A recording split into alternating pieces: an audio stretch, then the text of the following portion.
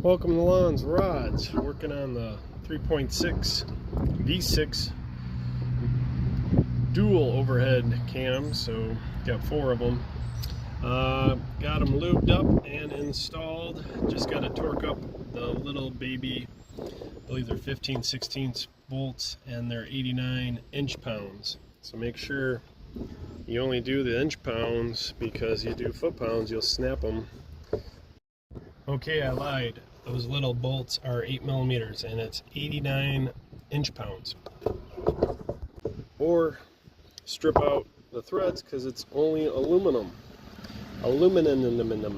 So be careful, and I'm going to do that real quick, and to the next step. Thanks. Like and subscribe to Lon's Rods. Have a good one. Later.